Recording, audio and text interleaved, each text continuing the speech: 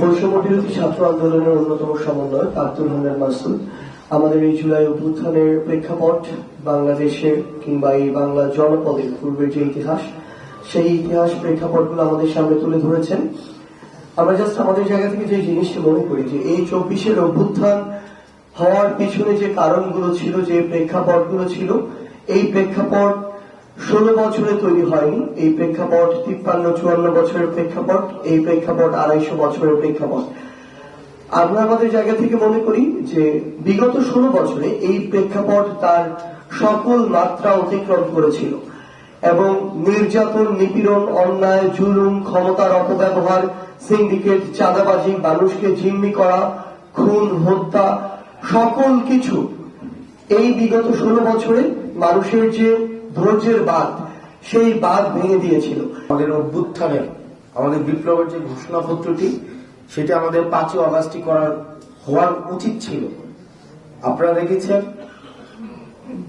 এটি না হওয়ার কারণে এই যে ফেসিবাদের পক্ষের যে শক্তিগুলো সর্ব জায়গাতে, মিডিয়াতে, বুদ্ধিজীবী পাড়ায়, তারপর হচ্ছে আমরা যে যাদেরকে উৎখাত করেছি বিদেশে বসে, তারা ষড়যন্ত্র করেই যাচ্ছে এবং এটা এক ধরনের লেজিটিমেসিকে প্রশ্ন করছে।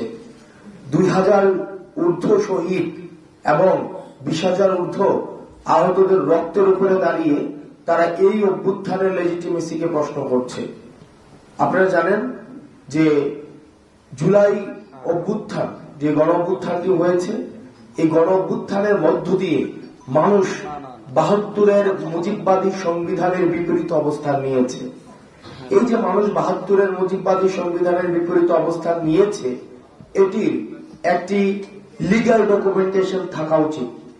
সেই জায়গা থেকে আমরা আগামী 31 ডিসেম্বর 2024 বেলা 3 ঘটিকায় ছাত্র জনতার উপস্থিতিতে 31 ডিসেম্বর 2024 এই যে 24-এর গণ অভ্যুত্থান, সেটিকে আমরা আমাদের যে গণ আকাঙ্ক্ষা যে আমাদের তৈরি হয়েছে অভ্যুত্থানকে ঘিরে, এবং মানুষ যে স্বপ্নে এই 72-এর সংবিধানের বিপরীতে গিয়ে মানুষ যে রাস্তায় নেমে এসেছে, সেটির প্রাতিষ্ঠানিক দালিলিক স্বীকৃতি ঘোষণা করার জন্য আমরা 31 ডিসেম্বর 2024 বেলা 3 ঘটিকায় ছাত্র জনতার উপস্থিতিতে শহীদ মিনার থেকে, যেখান থেকে আমাদের এক দফা ঘোষণা করা হয়েছে, ঠিক সেই জায়গা থেকে আমরা আমাদের প্রক্লেমেশন অফ জুলাই রেভলিউশন আমরা ঘোষণা করব এবং এই প্রক্লেমেশন অফ জুলাই রেভলিউশনের মধ্যে আমাদের পরবর্তী বাংলাদেশের স্বপ্ন, আকাঙ্ক্ষা, অভিপ্রায়, লক্ষ্য এবং ইশতেহার সেখানেও লিপিবদ্ধ থাকবে।